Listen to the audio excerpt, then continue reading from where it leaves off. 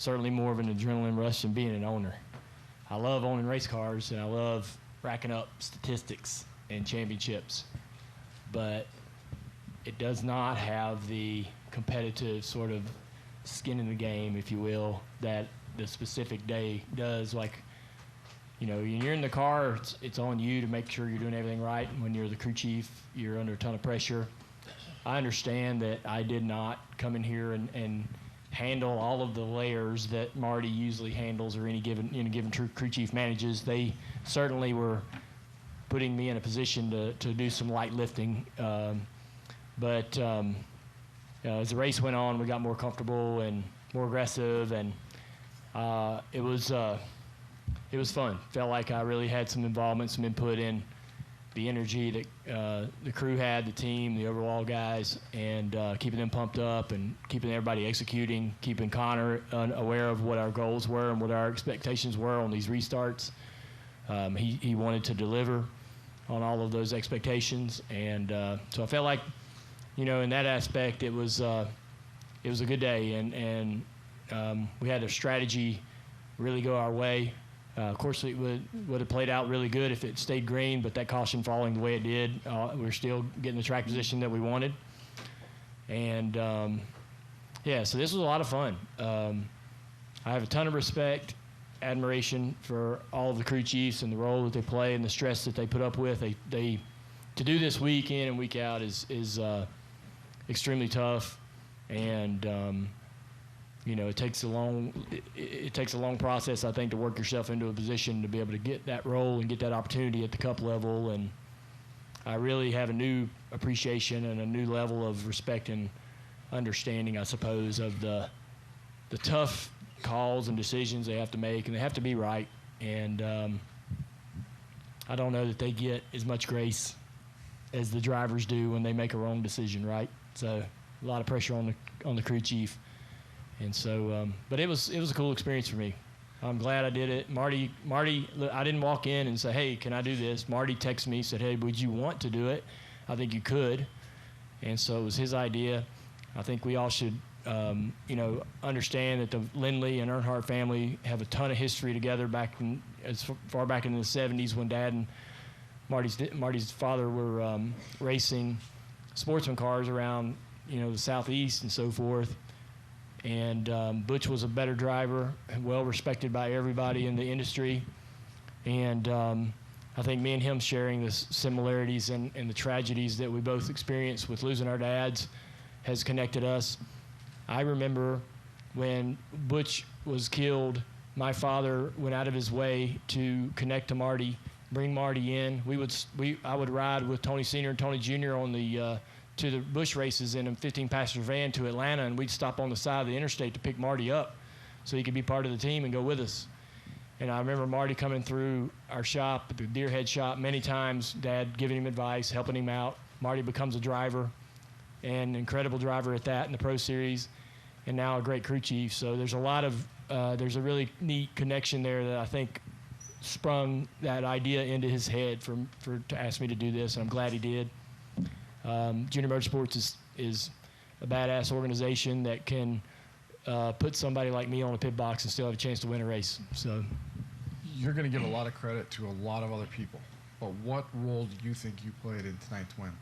Well, I don't know. You know, I think you have to ask some other people about that, but I felt like, you know, coaching Connor a little bit on restarts, he was asking some questions about what he should do, and I was thankful that he wanted to know those answers because I definitely didn't want him doing what he thought he should do.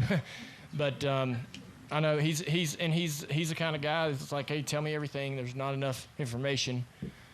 But, you know, I think I wasn't going to make a decision about an adjustment. I did have some influence on our strategy when we were going to pit, if we would flip a stage or anything like that. But they already have a plan before they ever leave the shop on what adjustments they want, when they want them, why they would want them. And so all that stuff is almost like push button. When a driver says, hey, I'm loose off, all right, that's what we need. We're going to do this. We're ready for this. We plan for this. So there's not a ton of communication. It's fairly if everything goes like it's supposed to, the job's relatively seamless. And, if everything was going to go great, we were going to pit under the stages after winning them and break the third stage in half and cruise to the finish line with a great finish.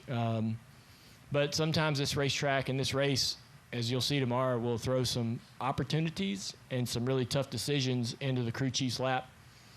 And, we kind of put ourselves in a position that was different from everyone else, and it gave ourselves a chance to gain a little bit of track position when we needed it. We weren't going to beat the 17, heads up. We weren't going to drive to the 17 and pass him. So we were going to run third if everything went the way it was supposed to, and this gave us a chance to win by coming to pit road or staying out at the end of stage 2 and coming to pit road at the end of the fuel tank.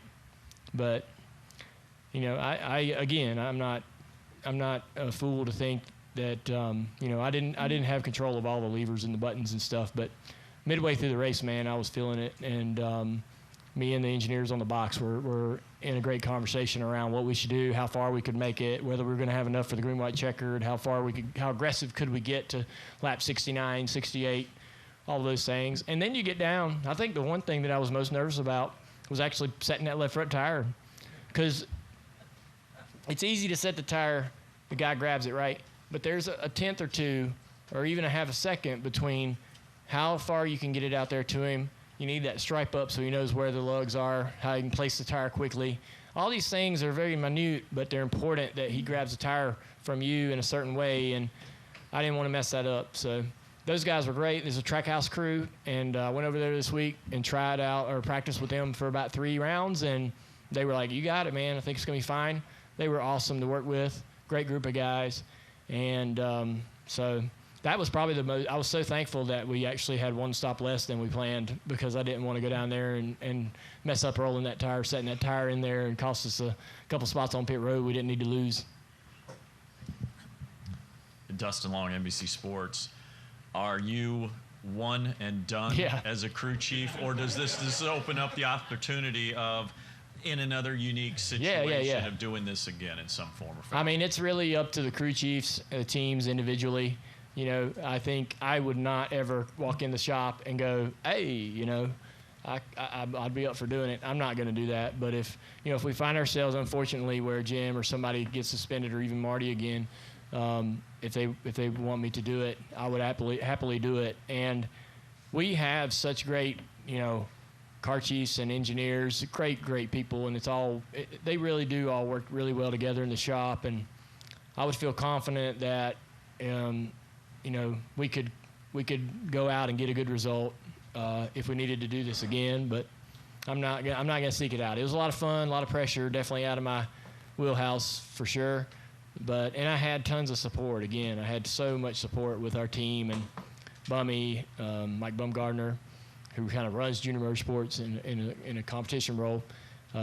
Just so much good support to be able to succeed, and really, really good fortune on the strategy. And what does it mean to be able to be one of the few people in the history of the sport to have a win as owner, driver, and crew chief, for as much old school as you are, to be able to have that accomplishment? Well, it's more happenstance than anything. It wasn't a plan. I was never gonna crew chief a car.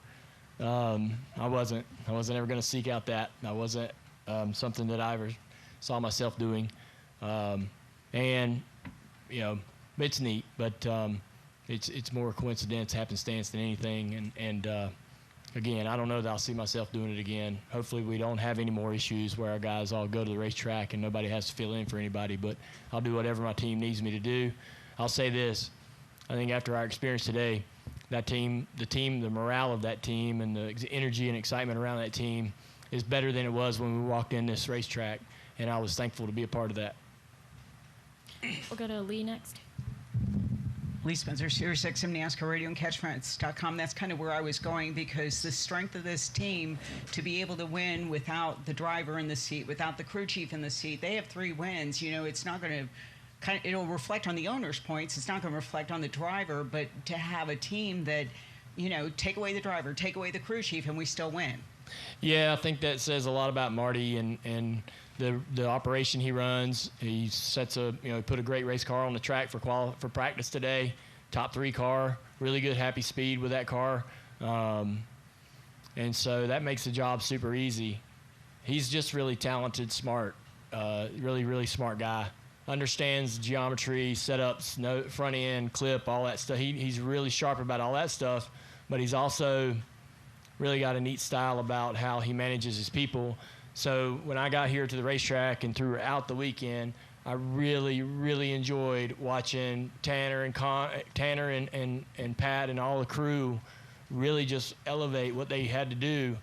And they all were, nobody was nervous, nobody was anxious. Everybody was going to have to carry a little more of a load, and they were ready and excited and confident. And so that's all Marty, really coaching those guys up. Some of those guys are, my engineer, Tanner, I think he's been in this sport for 2 years and came to Junior Motorsport his first year on our box this year. And I'm telling you, the kid was all over the fuel mileage today. And just any question I had about fuel mileage, how far we could go, he was confident and sturdy in his decisions and expectations. And that's Marty giving those guys that confidence and belief in themselves. And finally, how did it feel to have the girls there? Because, Yeah. I mean, Isla was really getting into it, and it's like they're at an age now Yeah. where they can appreciate what Dad does. Yeah, I don't think I'll ever get to take them to victory lane as a driver, so I love that they get to experience just things about NASCAR. I had such a great time growing up as a kid in this sport and just running around here, and I want them to have that opportunity and understand that this is a place where they could, create opportunities for themselves down the road. And so, yeah, I'll let them do what they want to do with their lives and steer themselves where they want to go and support everything they want to do. But I certainly want them to know that NASCAR is an option and exists, and there's so many possibilities. And if they're enjoying being around it, they could find ways to, make a living at it. So we'll see. These are core memories that they make, I believe, walking down pit road and going to victory lane. Nicole wasn't as thrilled to be there today, but she was super worn out. But every picture she takes, everywhere we go, no matter where, she holds her number 1 up. I don't know where she got that, but so I thought she'd have a blast today in victory lane, getting to do that for real. But it was fun giving Nyla the checkered flag and letting her hold that and have a little responsibility. That feels good as a kid, right, to be given a job to do. And so I hope they enjoyed it. Zach Sterniello, NASCAR.com. Dale, victory lane, that you did end up feeling like you had a larger role in today's race than you anticipated. I know you said strategy-wise it ends up being a little bit more straightforward and seamless from that perspective, but what were your biggest surprises today, and is it as rewarding as you anticipated to be here at this moment? Yeah, I mean, it's awesome to, you never imagine you're going to win the race. We hope we do and hope we can put ourselves in that position to do it. But the 17 was very quick. The 7 was fast as well.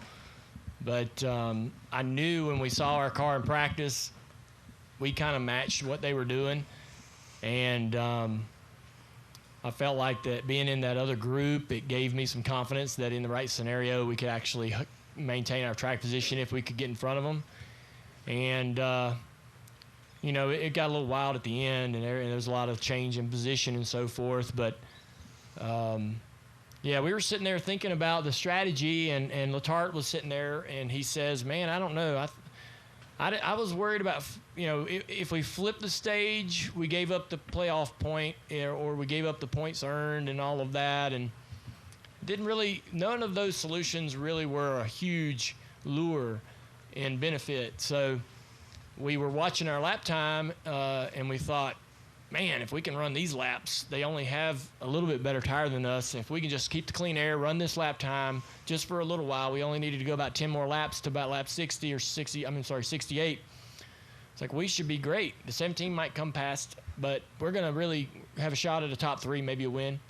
And so Steve was definitely all about that strategy. That's really right up his alley. But I was nervous because I don't have Marty there to really tell me confidently this is the fuel mileage we're getting. we were in traffic when we were measuring our fuel all day, and then when we get to lead, the fuel mileage changes a little bit, so you got to adhere to those changes and understand that you really can't push the car and run him out of gas. That's really the last thing I wanted to do today. But so there's a lot of conversation up there to figure it out and finally land on something we can feel confident about. And so I felt it felt good to like have some input and decision making power, if you will. And then, I think helping Connor understand what our plan was, and so that he knew when to push and what he was expected to do. That was one of the things I always struggled with as a driver is it's not just, when you're on the racetrack as a driver, sometimes you're just driving the car and you really can't do the math, right? You need the crew chief to say, all right, I need you to lead and keep the lead. I need you to run qualifying laps here for the next 5 or 10 laps. Like, this is exactly what I need for this period of time because I've got a plan, and this is going to work out if you give me this and do these things for me. And so that was kind of fun to be in that role and helping Connor understand the goals and objectives and who was doing what and what our plan was. And it's pretty neat, but a lot of fun. Steve was sitting there, and he's like, you should tell Connor over the radio exactly what your plan is because you need as many people to buy into this and stay out with you to create the buffer between you and the 17. And so I'm on the radio going, all right, Connor, here's the plan, man, blah, blah, blah. We're going to do this and do that, just telling the world. And I think the 16 and the 2 were the only ones that did it. But it's pretty neat, man. Awesome to have Steve around. Absolutely was not going to pass up the opportunity to have him join me and stand over my shoulder today. And his input certainly influenced our opportunity to win. I didn't even know that. Oh, yeah. Well, we've also now been joined by our race winner, Connor Zilisch, driver of the number 88 Junior Motorsports Chevrolet. We'll continue on with questions. We'll go to Eddie and then to Ryan. Dale, Connor, Eddie Kalegi, Motorsports Today. Congrats on the win. Dale, I'll go to you first. Of course, as we can see, you were more of a driver coach in the scenario in this race. And when it came down to it in stage 3, a couple of restarts where Connor got shuffled back a little bit and then was able to battle back. So how were you able on the radio to keep him composed and help him get back to the front? Connor is, a young man going on 35. He's got tons of maturity. There's not a lot of things that I feel I can tell him that he's not already thinking. There's a lot of times when I was thinking some things in my mind and he was talking about them on the radio. And so for him, he's just very present, very self-aware. He's going to be one of those drivers. It's going to be a ton of fun to work with as he goes forward in his career. And so he's very prepared, studies throughout the week. There's not a lot of things that you have to share with him as the weekend. When you get to the weekend, he knows the strategy, he knows the expectations, he kind of knows what the plan is if everything goes a certain way. But it was fun to kind of help him understand what I thought would be the best scenario in some of those restarts. You're kind of in some vulnerable spots on these restarts here. You really don't know how the start's going to go until you realize whether you're connected or not connected, and then you're either on the offense or maybe you're on the defense. But either way, there's a ton of decisions that happen between the flag stand and turn 1 for all those guys in rows 1, 2, and 3. And so I was glad that he wanted to have more information, and he did just such an excellent job. A lot of times, like when the 7 and the 17 got messed up there, a lot of times that would have been a bad deal for us. He turned left and stood on the throttle and even got up underneath a couple guys and scored a few spots back before the caution comes out, and we're sitting third still with a real shot at it. That could have really been a bad deal there, but he did such a great job in a bit of a moment of panic for everybody down there in 1 and 2 to do the right things. And Connor, of course, you had like this Doc Hudson-esque coaching today, but with the actual race itself and looking big picture, the big deal for you was to finally get that oval win, and you've been close so many times this year. So how does it feel kind of to shed that and be able to say that you're finally an oval winner here in the Xfinity Series? Yeah, it's funny because my pit crew in Victory Lane said, you won on a triangle, you still haven't won on an oval yet. So, but yeah, it's awesome. I mean, I've been working for this for a while now, and I feel like I've been so close so many times. Charlotte, I had a chance on a late race restart. Nashville, I lost it on a late race restart and couldn't get back by Justin. And finally, all the cards fell in our way today, and we were able to execute and get the lead with a few laps to go and set sail. But it was such a cool race, and having Dale in my ear, there was one point, because I'm the same way. When I spot for Ross or Kyle or whoever I spot for, I don't want to say much. Like, I feel like they know everything, and I feel like when I talk, I'm in the way. And, he sometimes says the same thing, and there was one point where he was like, I know I'm feeding a lot of information, and I was like, no, like, there's not such thing as too much information. And I'm very much like that. There's guys that, can tune it out and just want the information and choose what to listen to, and then there's guys who just don't want to hear it, and I'm one of those guys who wants to hear it, and I pick and choose what I want to listen to, and for most cases today I listened to a lot of it. So it was really cool to have Dale in my ear, and I wish Marty could have been here for our win. It stinks that he wasn't here. He's the backbone of our team, and he's been doing a really good job lately with my entire team. Pat and all the guys, they've been firing on all cylinders lately, and it's been showing on the racetrack with our results. So grateful to get a good result today and finally get that oval win. Hi, Dale, Connor. Congratulations. Ryan from Five Lug Racing. Dale, I'd like to start with you. Connor wins in his debut Xfinity race as a driver in Watkins Glen. Fast forward a season later, and you win your crew chief debut. So fun fact for you. But listening in on the scanner, you spoke on that final restart. Can you walk us through the decision and strategy in lane choice to push the two? Yeah, I think that our best opportunity for us was to try to really assist the control car. There's such a risk. Well, our data tells us this outside line is definitely going to win out more times than not. I think it was a 71% success rate at row 1, 2, and 3 on the outside line to actually gain a spot. So that's easy. And then there's the chance, I guess, if you're being behind the car that's going to launch first, you can connect and get to pushing and get going. That is harder to do in the lane that's not under control. So the control, the non-control car has to guess when the leader goes. You, as the following car, has to guess a lot of different things as well to be able to latch and connect and push. As you saw today, that was like a 50% success rate in that row. So we definitely didn't want to be in that situation. I didn't love the bottom. Even though he made some great passes down there on some cars, I thought that, I kept telling him, I'm like, man, here's the goal, right? We're going to start here, and I just want you to try to be on the outside of that inside car. Just gain us a spot here off of 2. If everything goes well, we'll come off the corner on this quarter panel, side draft him down the straightaway. We gain a spot, right? There's going to be more wrecks, more cautions, more opportunity for us to get on the front row and do some things and get lucky. Thank you. And Connor, congratulations on your first career non-road course victory, we'll call it that. I wanted to speak on your return from injury in Charlotte. You finished second there, second in Nashville, and now a first here at Pocono on the non-road course races. How do you feel about the positive consistency you've achieved on the ovals, and do you think now you've cemented yourself as a true title contender this year? Yeah, I've never thought of myself as not a title contender coming into the year. I knew it was going to take time to get up to speed, and a lot of these guys have been with their crew chiefs for years now, and they have setups that they know and they can go to the racetrack with and be confident in. And it's tough showing up with a new crew chief, a new driver, a new pairing, and expecting to win races right out of the gate. So, we knew that starting the year it would be a little bit difficult at times, and we would struggle a little bit. But, me and Marty haven't let up, and we've continued to work. And I'm at the point where I feel like every week we show up, we've been really competitive, and all the junior motorsports team work really, really well together, all 4 cars, and we share notes and share what we're going to the track with, and I feel like that's also helped a lot, having those guys to lean on, especially Justin. I feel like everywhere he shows up really close to being the fastest car on the racetrack, and I've leaned on him for a lot of advice. So yeah, it's a combination of a lot of things, but I never saw myself as a non-title contender, but recently I've gained confidence for sure, especially on the ovals, and this is my third oval race, finishing top 2 in a row. So we're heading in the right direction, but that doesn't mean we're gonna slow down and give up yet. We got a lot more races left in the season, and a goal at the end of the year to win the championship in Phoenix. Thank you, guys, and best of luck to you. Thanks. We're going to go to Jordan and then Dalton.